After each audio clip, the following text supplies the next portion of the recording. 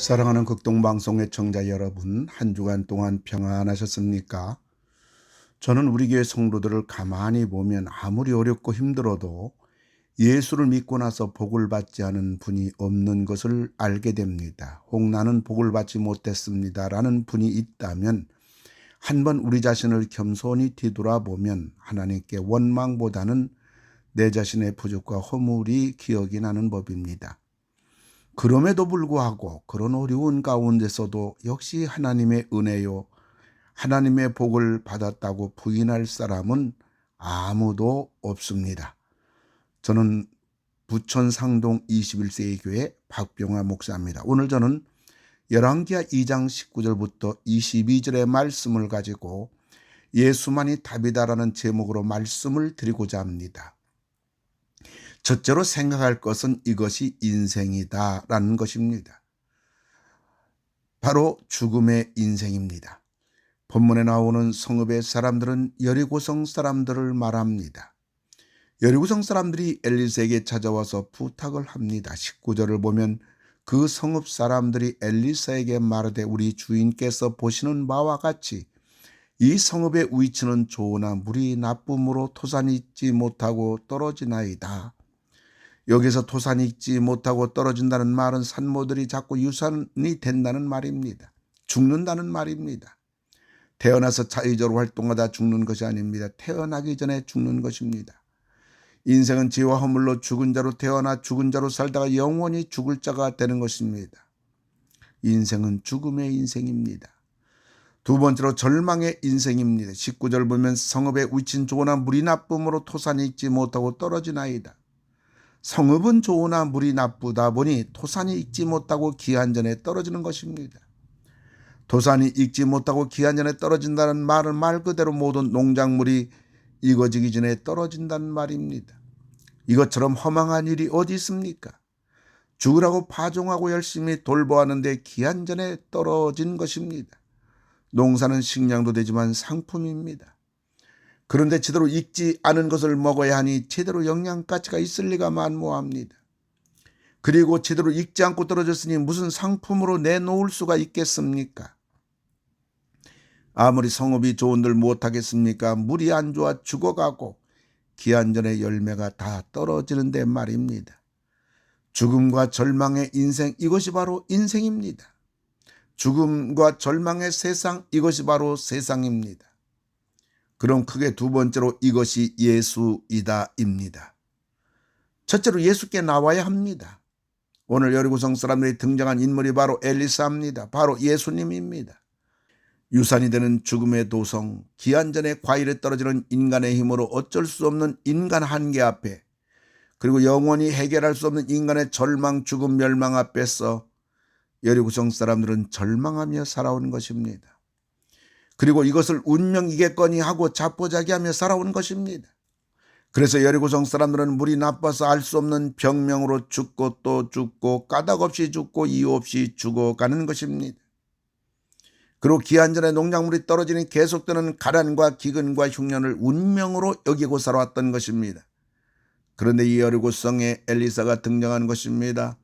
그리고 엘리사 앞에 나온 것입니다. 절망의 인류 앞에, 죽음의 인류 앞에 예수님이 2000년 전에 이 땅에 오신 것입니다. 그러므로 인생들은 예수 앞에 나와야 합니다. 그러나 나오기만 해서는 안 됩니다. 두 번째로 예수께 말해야 합니다.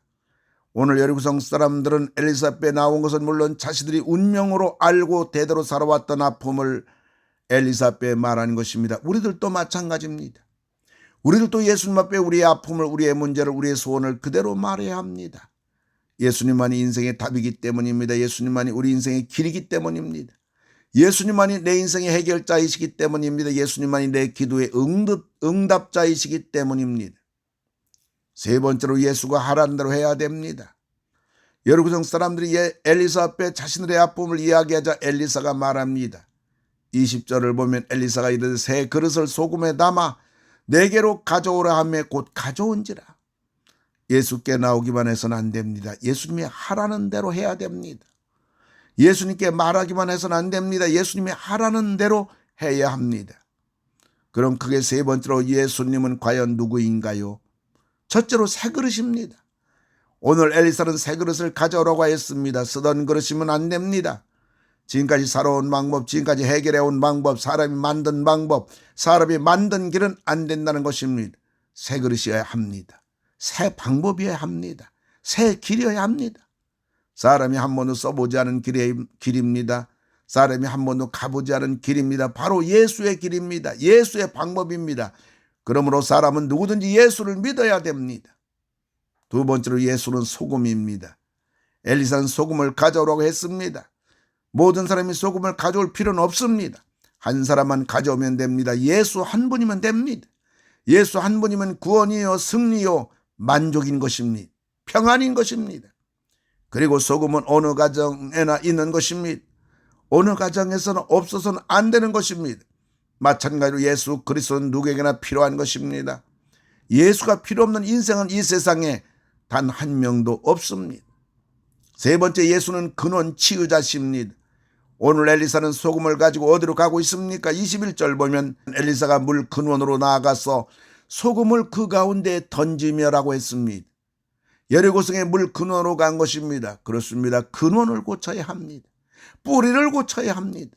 영혼을 고쳐야 합니다. 영혼을 고쳐야 마음도 고쳐지는 법이고 삶도 바뀌는 법입니다.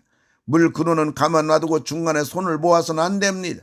사람이 성품이 좀 좋아졌다고, 행실이 조금 나아졌다고, 이제서야 정신 차리고 새 사람이 되었다고 그 사람이 새로워진 것이 아닙니다.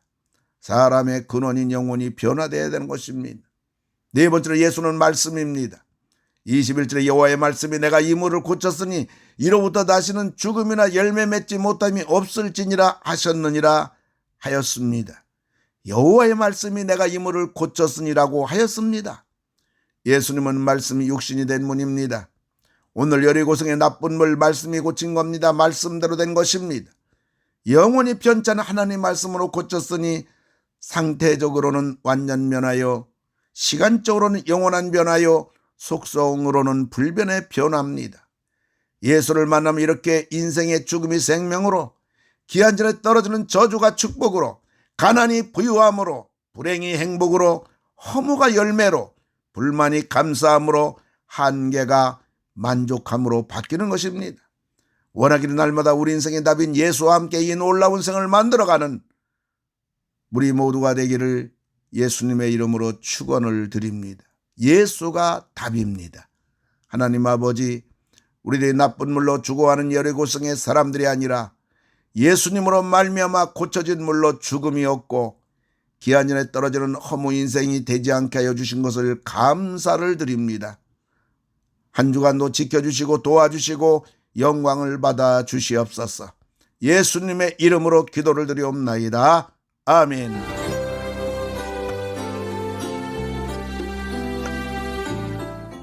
내가 매일 기쁘게 지금까지 부천 상동 21세기 교회 박병화 목사님께서 말씀 전하셨습니다. 오늘 말씀 들으시고 신앙생활에 도움받기 원하시는 분은 지역번호 032-245-1004 245국의 1004번 부천 상동 21세기 교회로 전화하시기 바랍니다.